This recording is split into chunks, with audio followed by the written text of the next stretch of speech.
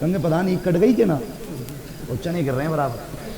یہ مرنے والے کے ساتھ دھوکہ ہو رہا ہے، یہ مرنے والے کے ساتھ دھوکہ ہے. تو مرے گا نا تو تو ایک ایک گرا رہا، لوگ تیرے میت کے بعد تیرے تیجے میں تین تین گرائیں گے. اللہ معاف کرے، چنوں پہ تو ایسے گر جا ہے جیسے یہ بادام کشمیر سے آیا ابھی. میں کتنے چنے ہوتے ہیں اس گاؤں میں؟ کتنے آتے ہیں چنے؟ میں نے تعداد نہیں پوچھی ہے امام صاحب، یہ بتاؤ بٹنے کے لیے کتنے آتے ہیں؟ 50 کلو چنا آ رہے آج کل آ رہا کہ نہیں؟ وہ بات الگ کی بات ہے، میں پہلے ذرا ایک بات اور حل کر دوں. کتنے چنے آ رہے ہیں؟ 40 50 کلو. ہمارے گاؤں میں تو 1 کوئنٹل تک آ رہے ہیں.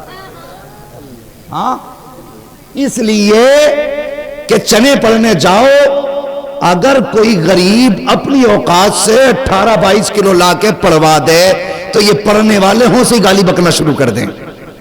تیجا ہی کیوں کرایا تھا جب بس کی نہ تھی؟ تو ایسا لگ رہا ہے یہ چنے کھانے آیا تھا. اور ایک بات بتاؤ سنو، کتنی بڑی فضیلت ہے. ایک روایت میں 70,000 مرتبہ کلمہ شریف ہے، دوسری روایت میں 1.25 لاکھ مرتبہ کلمہ شریف ہے. دونوں روایتیں معتبر ہیں. 70,000 مرتبہ کلمہ شریف پڑھ کے اپنے جیتے جی اپنے آپ کو بخش لو تب بھی اللہ مغفرت کر دے گا. 50 لوگ بیٹھ کے کسی ایک کو بخش دیں تب بھی اللہ بخش دے گا. کیا وجہ ہے؟ 1.25 لاکھ کلمہ 18 کلو 22 کلو چنے میں ہو جاتا ہے، لیکن 1.5 کوئنٹل چنے پلٹی پہ پلٹی ہو رہے ہیں، لیکن ابا بخشا ہی نہیں جا رہا. غور کیا کبھی اس بات پہ؟ اس کی بھی سنو، ہنسو مت. ابھی کھڑا کر دوں گا نا تو پھر پسینے چھوٹ جائیں گے. جو میں کہہ رہا ہوں اسے سنو، اس کی ایک وجہ ہے. جنہیں کلمہ صحیح آتا ہے وہ تو پارے لے کے بیٹھ جاتے ہیں. جنہیں کلمہ صحیح آتا ہے وہ پارے لے کے بیٹھ جاتے ہیں، اور جنہیں کلمہ نہیں آتا وہ چنے لے کے بیٹھ جاتے ہیں. وہ اس سے کہو بھئی پارے والے آج پارا مت پڑھ، چنے پڑھ، گنتی پوری کرا لے کلمے کی. کہتا میں جاہل تھوڑی ہوں، قرآن پڑھوں گا. قرآن کی فضیلت اپنی جگہ، لیکن پہلے ہمیں تعداد پوری کرنی ہے. مجھے بتاؤ سریا مضبوط ہے یا سیمنٹ؟ بولیں سریا مضبوط ہے نا سیمنٹ سے؟ ارے بولتے کیوں نہیں بھائی؟ سریا مضبوط ہے نا، لیکن مکان خالی سیمنٹ سریا سے بن جائے گا؟ سیمنٹ کی ضرورت ہے کہ نہیں؟ اینٹ کی ضرورت ہے کہ نہیں؟ ہر چیز اپنی جگہ پہ ہے. لیکن جب تیجا ہم کلمہ اس لیے پڑھتے ہیں کہ 1.25 لاکھ تعداد ہو جائے اور مرنے والا بخشا جائے، تو تو پارا لے کے کیوں بھاگا پھر رہا ہے؟ یہ اس لیے بھاگا پھر رہا ہے. ہمارے یہاں کا رواج ہے کہ چنے والوں کو 1 مٹھی ملتے ہیں، پارے والوں کو 2 مٹھی ملتے ہیں. ہاں اس لیے پارا لے کے بیٹھا. ایک ایک ہی بیٹھتے ہو، ایک ایک ہی بیٹھی ہو نہ گھپلا ہوگا. اور دوسری بات سنو، ہنسنے کی بات نہیں، دوسری بات کلمے پڑھے چلو. آخر کیا وجہ ہے؟ ہم نے کوئنٹل چنے پلٹ دیے لیکن بخشنے والے کو ثواب نہیں. اس کی وجہ یہ ہے، سب سے بڑی وجہ، کہ ہمارے تلفظ درست نہیں ہے. ہماری قوم کو کلمہ نہیں آتا، کلمہ نہیں آتا. کہتے جی سب کو لا الہ الا اللہ محمد رسول اللہ، یہ کلمہ ہے؟ پوچھو ان علماء سے. ایک ایک حرف کے بدلنے سے معنی بدل جاتا ہے، تلفظ کے بدلنے سے معنی بدل جاتا ہے. جب تم ایسی کرو گے لا الہ الا اللہ محمد رسول اللہ، لا الہ الا اللہ رسول اللہ، ایک رتی بھر ثواب نہیں ملے گا، رتی بھر ثواب نہیں ملے گا. ہمیں ضروری ہے سب سے پہلے ہمیں کلمہ درست کرنا ہے، اس کے بعد نماز درست کرنی ہے. نماز درست کرنی ہے. انٹرنیٹ موبائل میں اگر کوئی نیٹ ورک کی پرابلم آ جائے، ہم اس کے انجینئر کے پاس بھاگتے ہیں، جلدی کر آج صبح سے نیٹ ہی نہیں چل رہا.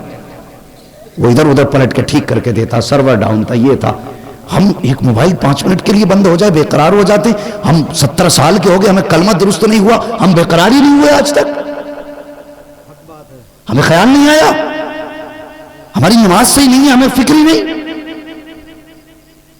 سب سے بڑی تکلیف تب ہوتی ہے جب باپ کا جنازہ پڑا ہو اور بیٹا دور سے کھڑے ہو کے کہتا پڑھاؤ امام صاحب. کتنا بڑا کمزرف ہے وہ بیٹا جب آپ کے جنازے میں کھڑا تک نہیں ہو سکتا. خدا را کم سے کم اولاد کو اتنا پڑھا لینا کہ وہ تمہارے پیچھے کھڑے ہو کے تمہارے جنازے کے لیے دعا کر سکے.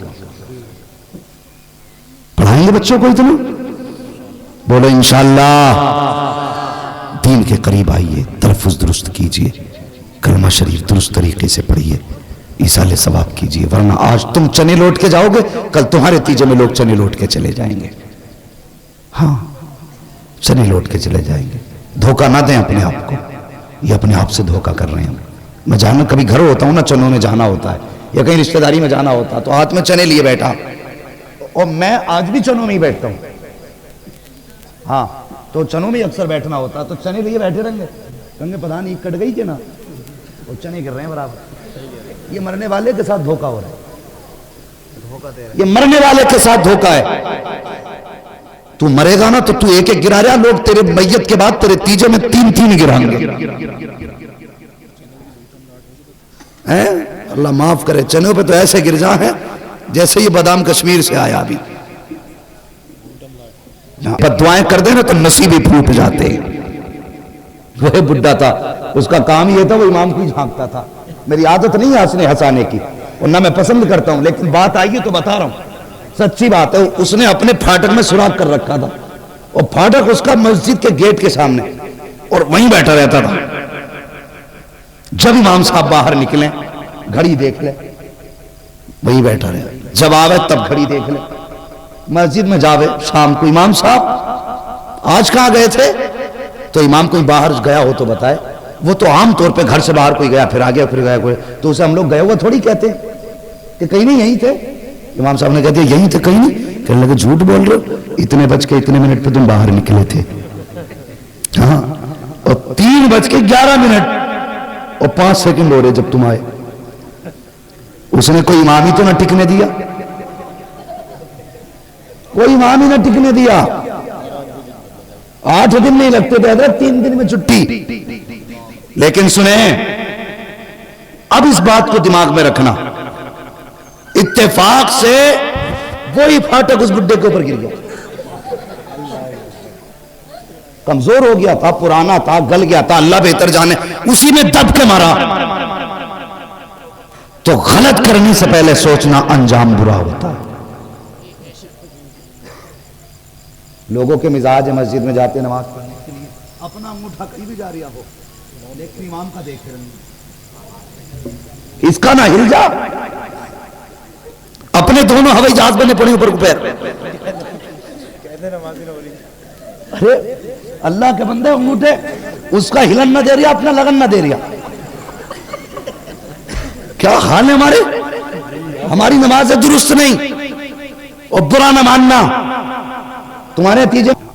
شرافت، آج سب سے بڑی بد تہذیب اگر قوم ہے تو ہماری قوم ہے، سب سے بڑی جاہل اگر کوئی قوم ہے ہماری قوم ہے۔ اس کا اندازہ تمہیں روڈ پہ نکل کے ہو جائے گا، صرف روڈ پہ۔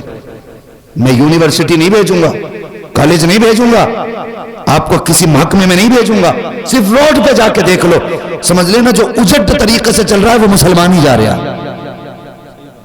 سب سے اجڑ ہماری قوم ہے۔ خدا را علم حاصل کرو، پڑھو جوانوں، اللہ توفیق دے، مدرسے میں پڑھو، توفیق دے اسکولوں میں پڑھو، زندگی بہتر کرو، قوم کا مستقبل بہتر کرو۔